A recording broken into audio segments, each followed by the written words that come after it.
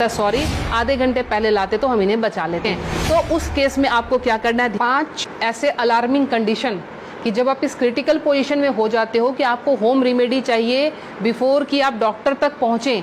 आप कुछ ऐसा उपचार क्या करें जिससे हम पेशेंट को हॉस्पिटल तक बहुत अच्छे से पहुंचा सकें और उसको आगे का जो है प्रोसेस ट्रीटमेंट का दे सकें। हाई बीपी के पेशेंट हर घर में हैं, तो उनके रात के टाइम 12 बजे के बाद और 4 बजे के पहले जो है हार्ट पेशेंट का एक बार स्ट्रोक लेना बहुत ही कॉमन होता है डेली के रूटीन में, कि आप जब तक उसको डॉक्टर के पास ले जाते हैं डॉक्टर कहता है सॉरी आधे घंटे पहले लाते तो हम इन्हें बचा लेते।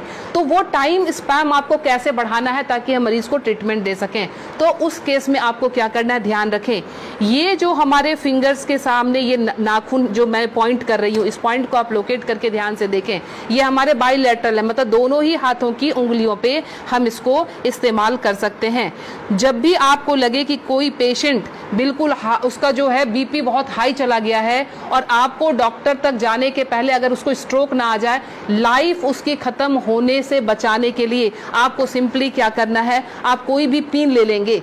पिन लेके आप उसको सिंपल कि जिस तरह से हमने पिन लिया, आप घर में सेफ्टी पिन ले सकते हैं, क्योंकि उसको थोड़ा सा आपने डिटॉल या उसे स्टरलाइज कर लेंगे। स्टरलाइज करने के बाद सिंपल आप यहाँ पे प्रिक करेंगे और प्रिक करके यहाँ से आप थोड़ा सा ब्लड जो है इस तरह से 5 to 10 ड्रॉप्स इस तरह से निकाल देंगे। ये ध्यान रखें, ये बहुत ही इमरजेंसी केस है और ये करते ही आपके पास पेशेंट के लिए एटलीस्ट 3 से 4 घंटे मिल जाएंगे कि आप उसको डॉक्टर तक सेफली पहुंचा सकते हैं और वहां उसको ट्रीटमेंट मिल सकता है। दूसरा काम, अगर ये भी करने की हिम्मत आप में नहीं है, फ्रिज का ठंडा दूध 1 गिलास उस पेशेंट को पिला दें।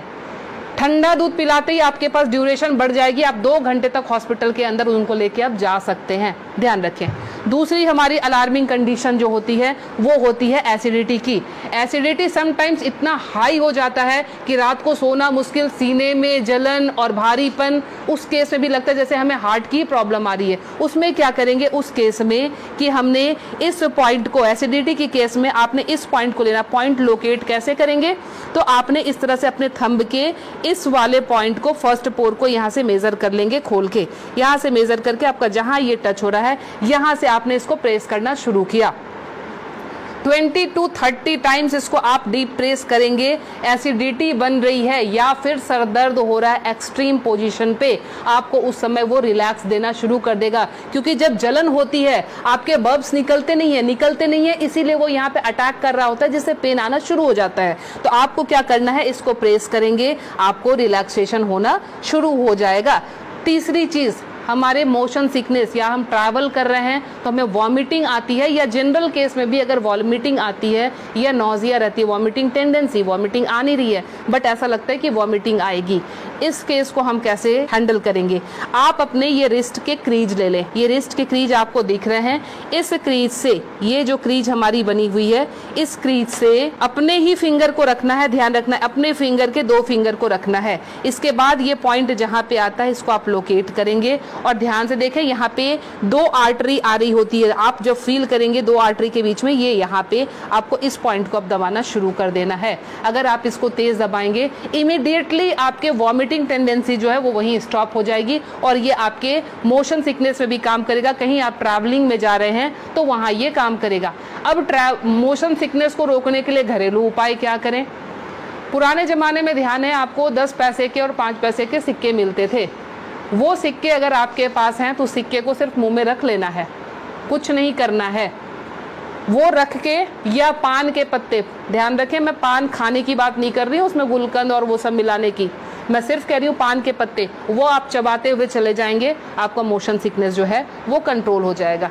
तीसरी चीज जो आती है एलर्जिक अस्थमा की, मतलब एक ही आपको स्ट्रोक आया और आपके जो है बिल्कुल सांसें फूलनी शुरू हो गई, सांस नहीं आ रही है, हेवीनेस आ रही है, उस केस में आप क्या करेंगे, अपने नाक को खोलने के लिए ताकि ब्रीदिंग आपकी एकाएक स्टार्ट हो जाए, आप अपने हाथ को लेंगे और इस तरह से नाक को सटाएंगे।